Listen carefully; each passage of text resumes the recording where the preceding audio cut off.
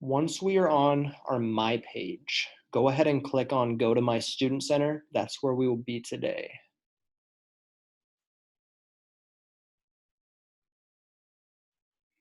Once we are on our Student Center, scroll down where it says Accept/Decline Awards. Once we click on this, it will ask us which aid year we want. The important thing to know is whatever the spring term is, that is the aid year. So for this upcoming school year, it is the fall of 2020 and the spring of 2021. Therefore, the aid year is 2021. So go ahead and click that. And if that applies to you, click 2021. Once we click on the correct aid year, we will see our financial aid package, award package. So first off, this is for a student who is an undergraduate student, just for the demo we're using. That's why you'll see stuff like the Distinguished Scholars Award. Some of you who are new to UNI probably aren't awarded that. It's more like a Panther Impact Award. This is still valid, though, for students who were admitted to UNI a couple years ago. These are important to know. Anything that says scholarships or grants, unless it's a teach grant, doesn't have to be paid back. Also, it's not have you don't have to go in and actually accept it. It's automatically accepted on your behalf by our office. Teach grant's a little bit different, but that's only if you don't fulfill your requirements of teaching. If that applies to you, you can reach out to our office for specific details.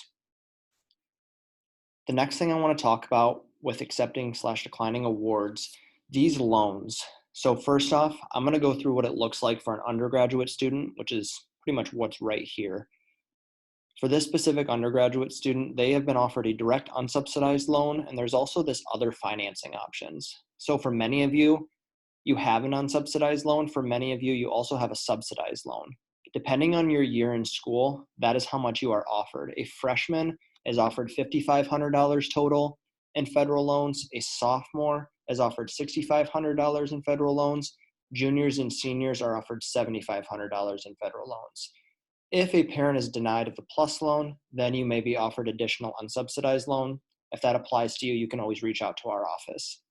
With that being said, for the undergraduate student, hypothetically, let's say we want to accept all of this unsubsidized loan. For this specific student, since that's all that is there, we can accept all. That will go ahead and take care of all of that loan. That will disperse onto our account. Say we are not interested in taking out loans at all and we just want to get rid of it, we can decline all. So there you can see nothing was accepted.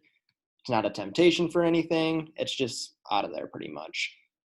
On the other hand, there's a third option. Say you need $4,000 for the school year. You can just type in 4,000 in that box. I'd have to type in that as well. 4,000 in that box. That's how much we'll disperse. There is, however, an origination fee off the top of the loan. So instead of this 4,000 dispersing, it could be more like 3,900 and something. So just keep that in mind. You might want to accept just a little bit more than the specific amount that you need. For other financing options, basically what this entails is for an undergraduate student, a Parent Plus loan. Your parent would go on to studentaid.gov and apply for that, completing the master promissory note as well. Or a private loan, which is applying through like a private loan lender. Once you complete that process and get accepted and approved, you would sign up for private loan counseling with our office. It takes about 8 to 10 business days for that to disperse. Another other financing option is just basically payment plans, out of pocket, any additional scholarships or grants that come in. That's basically just the total of whatever isn't covered by if you decide to take out unsubsidized loans or additional scholarships or grants that you have. So for the graduate student now, it will actually look somewhat similar for the graduate student with the unsubsidized loan. The only thing different is this offered here is probably going to be a lot more. A typical graduate student might see around 20,500 offered. For this purpose, we won't actually be able to type that in, but you can do the same process. Say you want to accept all of it. Say you want to accept all of it. You can just type in either 7,500 or you can click accept all. It'll do the same thing, but for the graduate student, it will be more like 20,500. So that number would be different for you.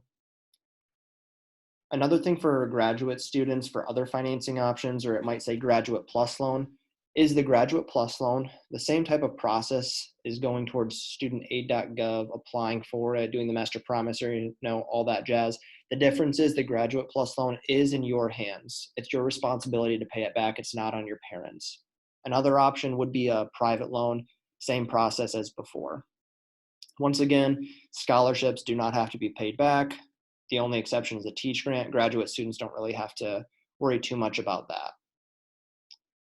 Once you are done, so whether you decide to accept all of them, decline all of them, or accept a portion of it and type it into the box, whether you're an undergraduate or graduate student, you would then click submit for this purpose. For this student, I don't want to do that, but you would click submit and you would be done.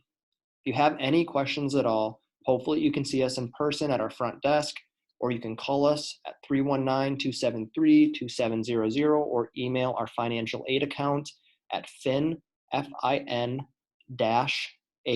AID @uni.edu. Thanks, and I hope this helps.